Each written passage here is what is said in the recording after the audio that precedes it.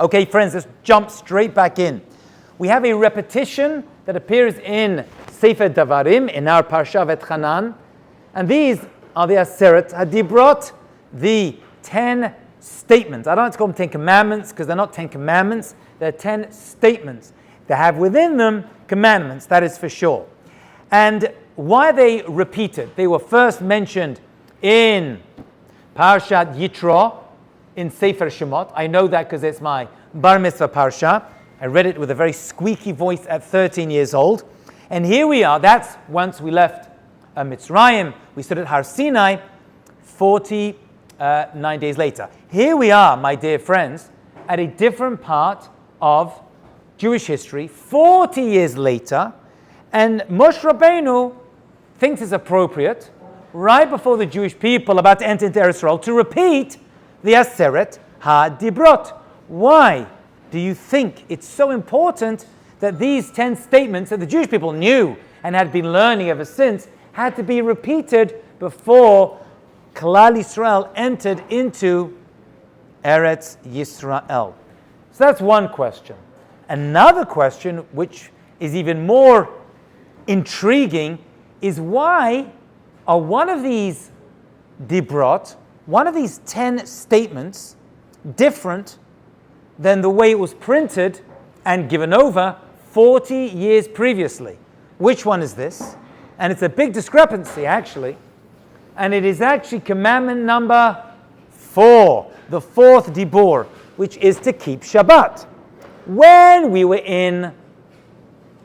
at Har Sinai, Hashem gave us the Aseret HaDibrot via Moshe Rabbeinu. And Moshe Rabbeinu says, keep Shabbat. Why? Because HaKadosh Baruch Hu created the day, the week in 6 days, and He rested on the 7th. So you as well have to keep Shabbat in order to do the same.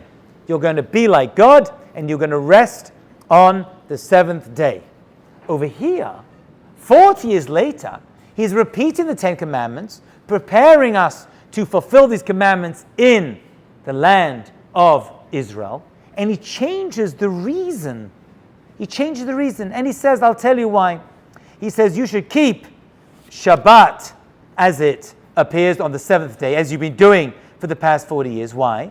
V'zacharta, you need to remember, ki eved hayita be'eretz Mitzrayim.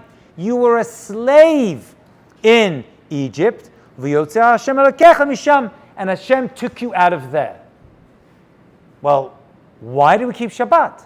Is it because Hashem created the world in 6 days and rested on the 7th, as it says the first time the 10 commandments are mentioned in Shemot? Or here we are in Devarim, chapter 5, and we're given a completely different reason. You know why you keep Shabbat? Because you were a slave, and Hashem took you out. You're no longer slaves. He's changed the rationale, but forget the fact that we're now given the reason for the mitzvot, which the Torah rarely gives us, if ever. It's one of the few occasions we're given the reason. The Gemara will give us rationale. The oral Torah will give us rationales why we keep Shabbat. Here we're being told reasons for keeping the mitzvot. We'll put that aside because that's too much to download right now. But leaving that aside, why are we being told a different reason for this mitzvah? And why is it mentioned differently over here? Why were both reasons not mentioned in Shemot, or both reasons not mentioned over here in Devarim? Okay, so we have to remember, we mentioned both of these reasons in Kiddush on Friday night. Kiddush, that is the opening statement to welcome in Shabbat. We make Eidut, we stand when we make Kiddush, and both reasons are given. So we know from that they're both very valid. But what's the difference between them? How do they interplay? How do they interpose with one another? Keep Shabbat, because Hashem worked for 6 days, rest on the 7th, you do the same. You're a slave in Egypt, you're not a slave anymore. So the Ramban and the Kuzari and others say, I tell you, they actually work together perfectly. They work together perfectly. Why are they both given as reasons for keeping Shabbat? Hashem created the world and stopped. You were a slave, but you're no longer. He says because both of them are false fallacies. A person may think that they work 6 days a week, and let's say they were to work 7 days a week, what might you think, erroneously but understandably, that you are a creator, that you humans create? So Hashem says, we are creators.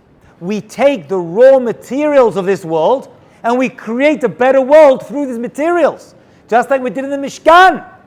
He says, that's a mistake, because although you are creators, you human beings, you are not the ultimate creator. How do you testify to that fact? By not working 1 day a week. Why? Who did that? Hashem. So by not working 1 day a week, you are testifying and saying, Hashem is the creator. Although you're going to go to the land of Israel, and although you're going to work, now you're going to have to sow the land for the first time, and you're going to have to reap, and you're going to have to make bread, and make items of clothing, and build, and work to make a parnasah. You are not a creator. Hashem's creator. How do we testify to that fact? 1 day a week, a seventh of your life is going to be in suspended animation, and you do not create.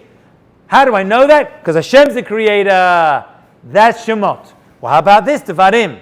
Listen to this amazing idea he says. He says, in Mitzrayim we were slaves. What do slaves do? Work. When? All the time. There's no weekend off when you're an Eved. You're at it 24/7, 7 days a week, 365 days a year. There's no break. There's no vacation. Off you go to Miami, right? Spend the weekend in the Hamptons, wherever you go. You're working all the time. Hashem said, yeah, that's how slaves work. But I took you out of Egypt. You're no longer a slave. Now you're an Eved to me, to Hashem. How do you show that? 1 day a week. You are no longer a slave. You're going to work for 6 days, and you're going to work hard, and you're going to make parnasah, and you're going to sow your seeds, and you're going to reap, and you're going to work in your law office, and you're going to work in your jewelry business. You went to real estate for 1 day a week. You're going to stop for a seventh of your life. You're saying, I was a slave, but I'm no longer a slave. I'm a free person. So you have this double dynamic. Listen very carefully. Hashem is saying the following. You're going to work. You're going to create, but one day you're not going to create because you're going to maybe forget that I am the creator of everything in this world. Keep Shabbat. Reason number 2 is you're going to be a slave 6 days a week, but you're no longer a slave. You're now a royal nation. You're going to have to work because that's what Olam Hazeh is all about. Working and slaving away, but only 6 days. But remember, Hashem took you out from being an Eved. Don't spend your entire life being an Eved to your work, to your parnasah. For 1 day a week, stop. Stop everything. Because you're no longer an Eved to Paro b'Mitzrayim. You're now an Eved, says Hashem, to me. So if you think about it, we weren't ever really free. We just changed ownership. Hashem became our owners after Paro was the owner. We went from being Avadim LaParo to being Avadim to HaKadosh Baruch Hu. Just a change of owner. And Hashem says you should know that working for me is much better. Because you get 1 day that you're not going to be a slave at all. You are free. You are B'nai Chorin. You are absolutely free. Why 7? What is it about the number 7 that represents this? So from the time of creation, there's a natural flow of the number 7. The number 7 represents Olam Hazeh. You know, there is no astronomical cycle of 7. Think about it, right? There's a 1 day cycle, 24 hours. There's a 30-day cycle, right? The sun and the moon. There's a 360, the moon renews itself. There's a 365-day cycle, a revolution of the sun and the moon. Can you see a 7-day cycle?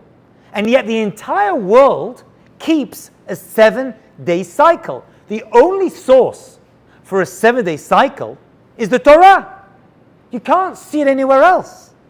And yet the entire world, the French and the Russians and the Babylonians, everyone keeps a 7-day week. And by the way, not only do they keep a 7-day week, they follow the same pattern that we do, Baruch Hashem, which is that the 7th day is Shabbat and they stop working. Their weekend, it could have been their weekend starts on a Tuesday. It could have been. Where do they get the idea that fits in perfectly, Baruch Hashem, with us, or we'd be in big trouble when it comes to keeping our jobs, that they have a 7-day cycle, and their 7th day stops on Shabbat as well, on the same Shabbat that we have. Where do we have that? That comes min Torah. Because all of creation, from creation, permeates the following cycle. Follow carefully. 1, 2, 3, 4, 5, 6, 7. 7, it stops, and then restarts again, back with 1 again. That is the way the world was created. HaKadosh Baruch Hu created the Olam Hazeh following this exact pattern. You can't make a 9-day week. I think they tried in England to make a 9-day week. It wouldn't work. You can't make a 4-day week. I mean, you can stop working after 4 days. That you can do. But the whole premise of Olam Hazeh is 1, 2, 3, 4, 5, 6, 7, back to 1 again. Just like there are 7 notes in a musical scale. You can't change that. Right? It's da da da da da, and it goes back to 1 again. There's no 8th note. There's no 8th day of the week. There are 7 colors in the rainbow. So the number 7 for everyone, Jew and non-Jew, that's why it occurs at creation, follows the same pattern. Hashem created the world, and we follow that pattern. Then we get to Har Sinai. Now Har Sinai is uniquely a Torah. That means Jewish experience. So Hashem now is talking exclusively to the Jewish people. And he says, now, we know there's a 7-day pattern because the entire world keeps it and follows it to this very day, right? 3,338 years later. But you know what? There's another hidden aspect that they don't have. And what is that? You're a slave and you were taken out. That's why it had to be mentioned now and not at creation.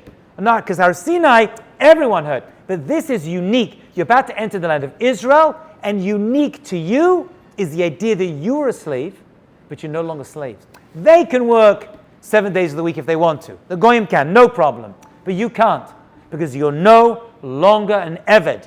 You are free people. You are Avadim to me.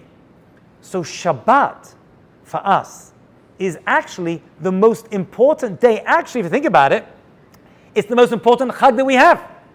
Because every other Chag appears once a year, and Shabbat appears once a week, which means it's 52 times more important than Pesach, right, and Sukkot and Shavuot. And that's why it's the only ceremonial mitzvah that appears in the 10 Commandments. That's how important it is. That means every ceremonial mitzvah, whatever it is, whether it's tefillin or anything else, comes from Shabbat. And Shabbat is greater even than Yom Kippur. Actually, Yom Kippur is called Shabbat, Shabbaton. So it's called Shabbat. The other holidays are called Shabbat and are called Shabbaton. But the only Shabbat Yom Kippur are called Shabbat, Shabbaton. So Yom Kippur is only Yom Kippur because of Shabbat. By the way, if you want the proof to why Shabbat is more important, it's the number of aliyot to the Torah. During the week we have 3. On Rosh Chodesh we have 4. Chagim we have 5. Yom Kippur we have 6. On Shabbat we have 7. That shows how Shabbat is more important than Yom Kippur as an extra aliyah. Yom Kippur is only Yom Kippur because Shabbat is Shabbat. Right? It's called Shabbat, Shabbaton. By the way, we do the same thing. In Yom Kippur we do Teshuvah. We come back to Hashem. Shabbat, we get to do the same thing. That's why the word Shabbat has within it the word Shuv, to return. Yom Kippur is great, but Shabbat is greater. It brings us back to who we are, to Hashem, to ourselves, to our mission. So Shabbat supersedes all the other mitzvot in the entire Torah, which is why it appears in the Torah. Interesting, I must mention that Shabbat appears above which one of the 10 Commandments on that particular luach, on that tablet? Shabbat and Kabed et avicha v'et imecha. Interesting. The fact they're next to each other means that they must be related, right? We have 2 mitzvot next to each other. They must be related.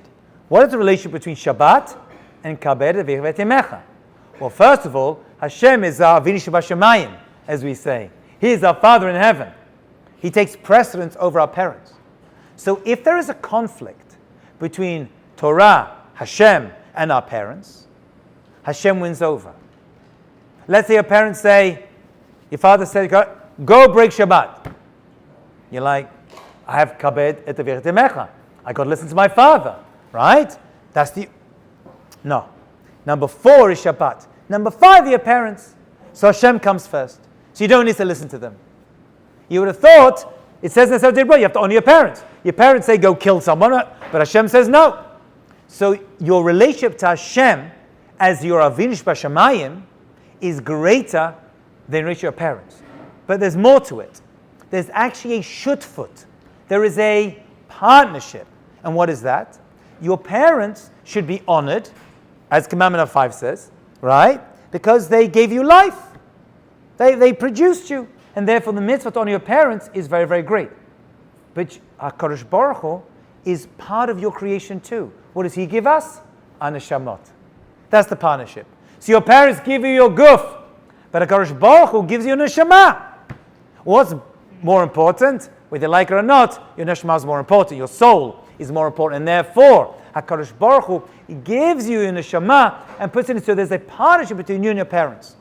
Between HaKadosh Baruch Hu and parents. And that is why the mitzvah of Shabbat, which represents all the mitzvah between us and the HaKadosh Baruch Hu, because Hashem created us and made us free, appears above, says Rashi, the mitzvah to honor your parents. Because no matter how great your parents are, Hashem takes precedence over both of them. And that is the secret, my friends, of the allocation, the implementation of Shabbat above Kibbud Av V'em in Serat Dibrot. And that is why we have to honor our parents, but HaKadosh Baruch Hu's honor is greater. And the reason you honor your parents is because HaKadosh Baruch Hu was part of the partnership to put the soul inside you that allowed you to be born in the first place. Because no soul, no life, no Hashem, no neshama, then it's game over. And that is the secret. And therefore, the two reasons for Shabbat, my dear friends, are Hashem created the world and everything inside it.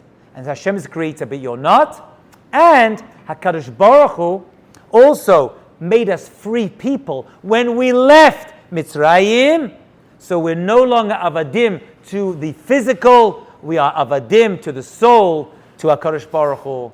And that's why it had to be mentioned later on when we're about to enter into Israel and become avadim to the land. Hashem's like, you are going to be avadim to the land and you're parnasah, because the man's going to stop and the clouds are going to go away. The Ananei Kavod are protecting you. Now it's just you and me. You're not a slave. Work for 6 days, but not Shabbat. Avadim, like HaKadosh Baruch Hu. Have a great, successful day.